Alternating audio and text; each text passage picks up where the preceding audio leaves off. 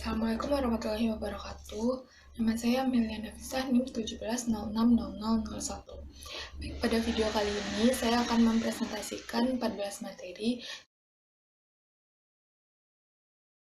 Untuk materi pertama yaitu konsep dan ruang lingkup ekonomi pengangkutan. Pada poin pertama terdapat konsep ekonomi pengangkutan. Ekonomi transportasi adalah salah satu cabang ilmu ekonomi tentang kegiatan-kegiatan yang berhubungan dengan transportasi untuk kebutuhan produksi, distribusi, dan konsumsi masyarakat.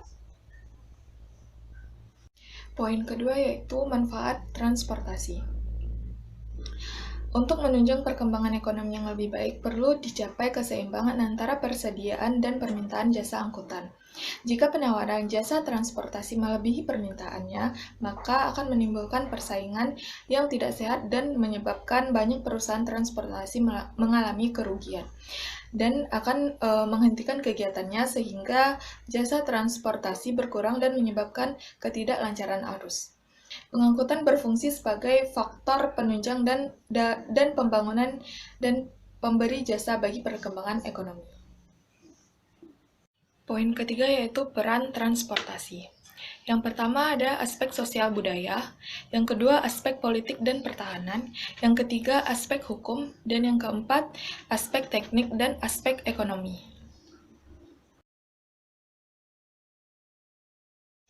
Selanjutnya materi yang kedua yaitu pengangkutan ekonomi industri dan distribusi. Pengangkutan adalah perpindahan orang atau barang dari suatu tempat ke tempat lain dengan menggunakan kendaraan di ruang lalu lintas jalan.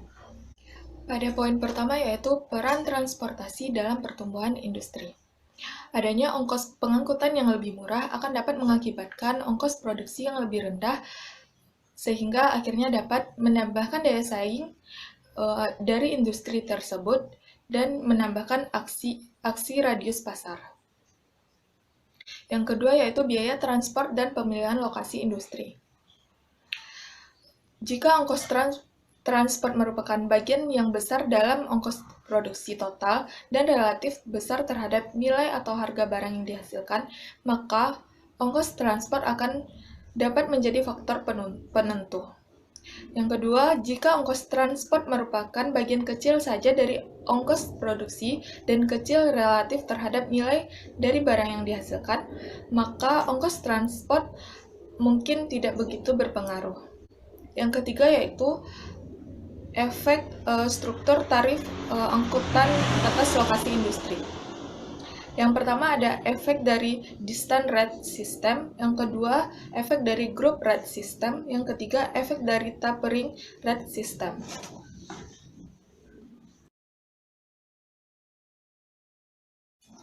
Materi yang ketiga yaitu permintaan jasa transportasi. Pada poin pertama yaitu faktor yang mempengaruhi permintaan jasa transportasi. Yang pertama, harga itu sendiri, harga jasa substitusi.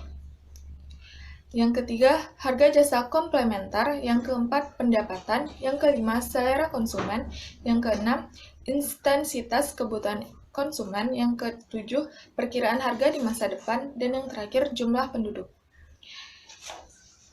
Pada poin kedua yaitu macam-macam permintaan. Yang pertama, permintaan menurut daya beli, yaitu permintaan efektif dan permintaan potensial. Yang kedua yaitu permintaan menurut jumlah subjek, yaitu permintaan individu dan permintaan kolektif. Pada poin ketiga yaitu fluktuasi regular permintaan jasa transportasi. Fluktuasi reguler sepanjang waktu di daerah perkotaan, permintaan angkutan jalan raya dan angkutan umum lebih tinggi daripada pagi hari dan sore hari, dibanding pada waktu sisanya dalam konteks permintaan untuk transportasi penumpang berfluktuasi secara reguler sepanjang tahun dengan puncak musiman yang tinggi.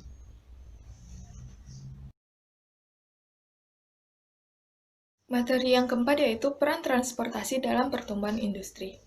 Pada poin pertama yaitu faktor yang mempengaruhi lokasi industri. Yang pertama, lokasi bahan mentah untuk produksi. Yang kedua, keadaan tenaga kerja. Yang ketiga, sumber tenaga dan fasilitas pengangkutan yang tersedia. Yang keempat, pasar hasil produksi dan fasilitas distribusinya.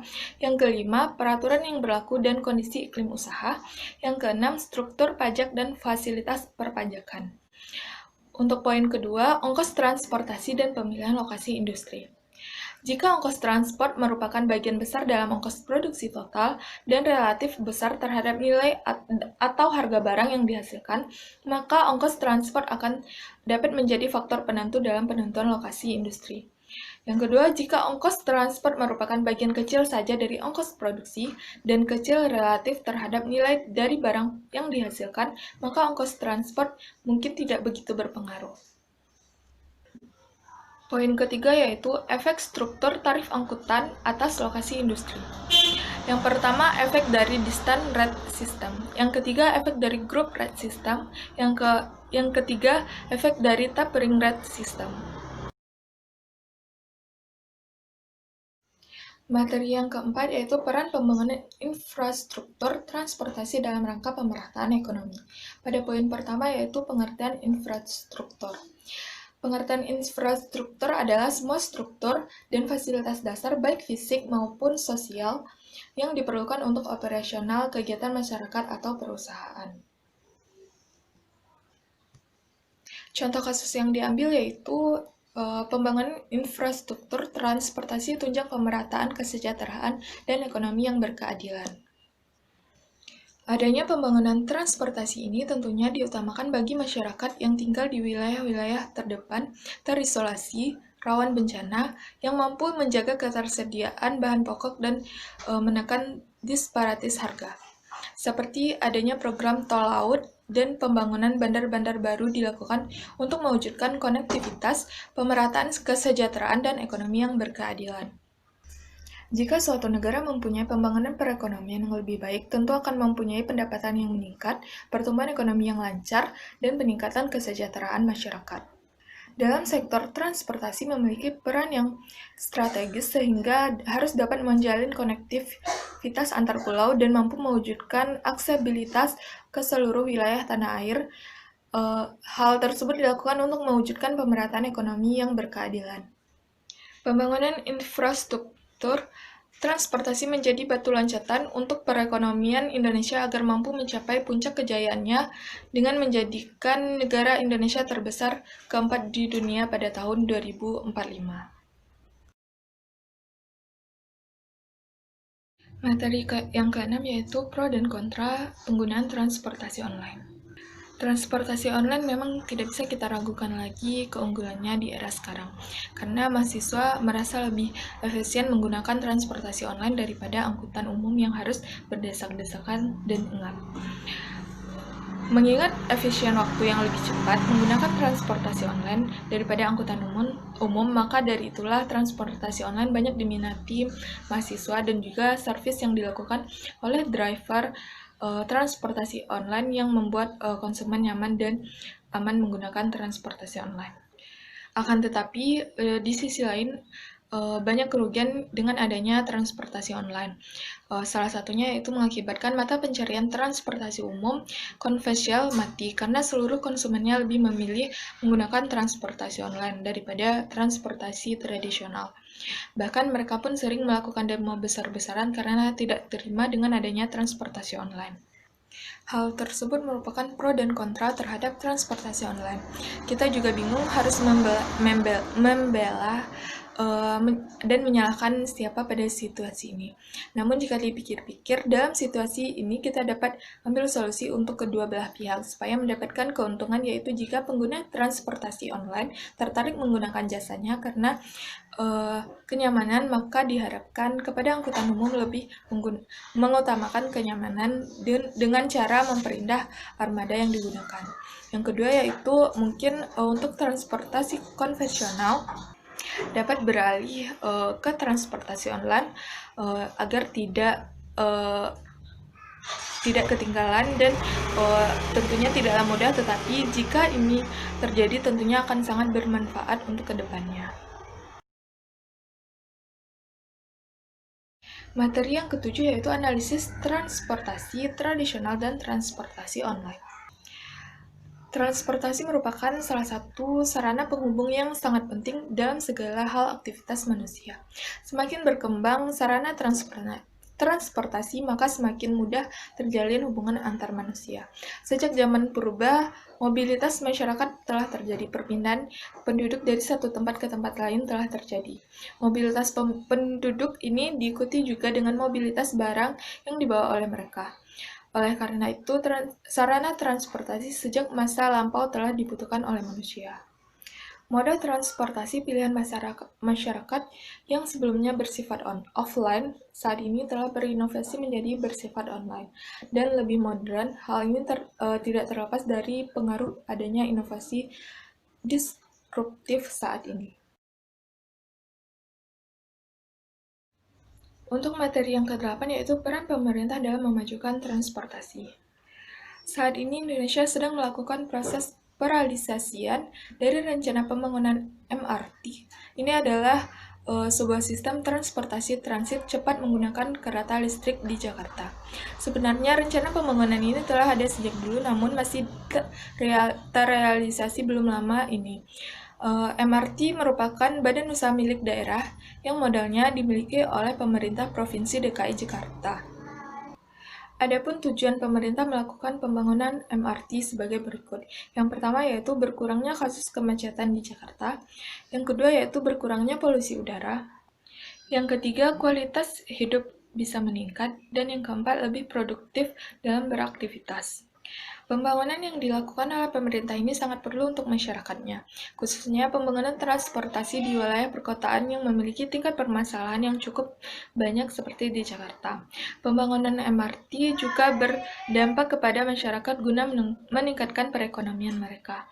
Dampak yang ditimbulkan dari pembangunan MRT ini juga banyak, contohnya yaitu mengurangi tingkat kemacetan, mengurangi penggunaan kendaraan pribadi, meningkatkan taraf hidup masyarakat, dan diharapkan masyarakat lebih produktif. Pembangunan MRT ini diharapkan bisa berdampak positif bagi masyarakat lainnya. Selanjutnya materi yang ke-9 yaitu biaya eksternal. Pengertian eksternalitas yaitu manfaat tidak langsung yang diberikan oleh satu pihak akibat aktivitas ekonomi. Contoh eksternalitas negatif yaitu pencemaran udara yang mengganggu kesehatan dan lingkungan. Contoh eksternalitas positif yaitu individu yang alergi dengan imunisasi diuntungkan oleh masyarakat yang sudah diimunisasi karena penyakit tidak sampai kepada mereka. Selanjutnya yaitu kredit karbon, izin atau sertifikat yang diberikan kepada suatu perusahaan atau organisasi yang mana perusahaan tersebut dapat mengeluarkan karbon dioksida atau gas rumah kaca dalam jumlah tertentu sesuai dengan regulasi yang telah ditentukan. Selanjutnya yaitu pertumbuhan urbanisasi. Pertumbuhan urbanisasi yang pesat mengakibatkan permasalahan di kota-kota besar seperti kemacetan, tingkat polusi yang tinggi, peningkatan konsumsi bahan bakar, serta kurangnya kenyamanan perjalanan. Yang selanjutnya yaitu ongkos sosial marginal, adalah jumlah ongkos sumber daya swasta marginal yang dibayar oleh pengguna jalan. Materi yang ke-10 yaitu penawaran transportasi. Yang pertama, pengertian penawaran. Penawaran atau supply adalah kuantitas produk yang ditawarkan atau disediakan untuk dijual di pasar. Harga yang tinggi akan mendorong jumlah barang yang ditawarkan lebih banyak. Persediaan jasa transportasi sulit menentukan keseimbangan penawaran dengan permintaan jasa transportasi. Yang kedua yaitu faktor-faktor yang mempengaruhi penawaran. Yang pertama ada produktivitas input, yang kedua harga input, yang ketiga industri yang kompetitif, yang keempat tujuan manajemen, yang kelima lingkungan yang kompetitif, yang keenam kebijakan pemerintah, yang ketujuh peraturan tentang kualitas dan kuantitas. Yang ketiga yaitu fungsi penawaran transportasi. Yang pertama yaitu harga dari jasa X yang ditawarkan PZ, harga input yang digunakan untuk memproduksi produk yang dilambangkan dengan X. Yang ketiga yaitu harga input lain yang berkaitan dengan produksi. Yang keempat, tingkat teknologi yang tersedia. Yang kelima, ekspektasi produsen berkaitan dengan harga produk yang ditawarkan itu di masa mendatang. Yang keenam yaitu banyak perusahaan yang memproduksi produk sejenis yang ditawarkan itu. Dan yang terakhir yaitu faktor-faktor spesifik lain yang berkaitan dengan penawaran produk. Yang ke-11 yaitu manajemen infrastruktur. Poin pertama yaitu pengertian manajemen infrastruktur, yaitu manajemen yang merupakan sebuah upaya untuk mensinkronkan pembangunan, pemeliharaan, dan penggunaan infrastruktur agar dapat menjawab permasalahan di kota dengan efektif dan efisien. Poin kedua yaitu aspek yang perlu diperhatikan dalam manajemen infrastruktur. Yang pertama, transportasi. Yang kedua, ruang terbuka hijau. Yang ketiga, infrastruktur energi. Yang keempat, air bersih dan pengelolaan limbah. Yang kelima, infrastruktur komunikasi, dan lain-lain. Poin ketiga yaitu sudut pandang untuk mempertimbangkan pembangunan. Yang pertama ada aspek teknis, yang kedua ekonomi, yang ketiga kebijakan, yang keempat sosial, dan yang kelima lingkungan. Selanjutnya materi yang ke-12. Metode pengukuran pengaruh pembangunan infrastruktur transportasi terhadap perekonomian. Poin pertama yaitu infrastruktur transportasi. Yang pertama ada bandar udara, yang kedua pelabuhan, yang ketiga terminal jaringan kereta api, dan yang terakhir ASDP. Poin kedua yaitu peran infrastruktur. Ada dua yaitu sektor penerbangan dan sektor pengungkit. Poin ketiga yaitu atribut atau indikator dampak ekonom dan sosial. Yang pertama ada sifat dampak, yang kedua direct, dan yang ketiga indirect. Yang ke-13 yaitu resiliensi, kinerja dan strategi pemulihan bisnis sektor transportasi udara pada saat dan pasca pandemi COVID-19. Sektor transportasi udara berperan sebagai industri vital, baik sebagai sumber maupun sebagai pendorong pertumbuhan ekonomi.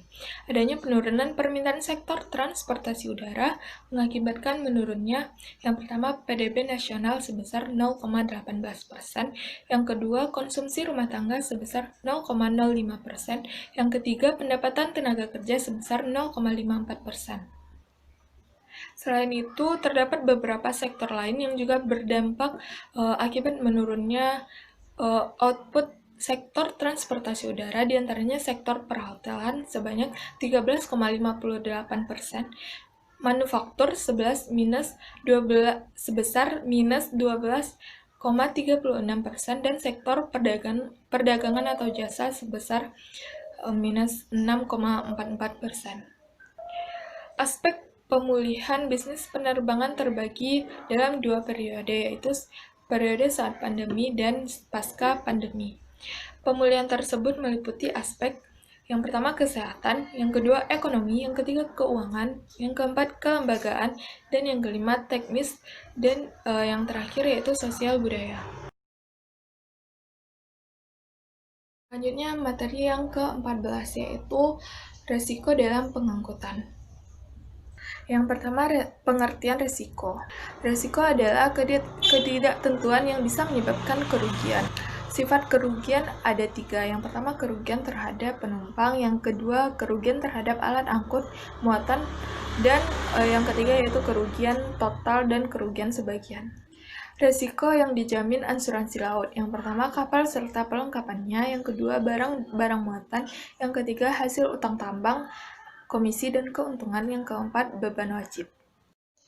Sekian presentasi dari saya, semoga bermanfaat bagi kita semua. Saya akhiri, Assalamualaikum warahmatullahi wabarakatuh.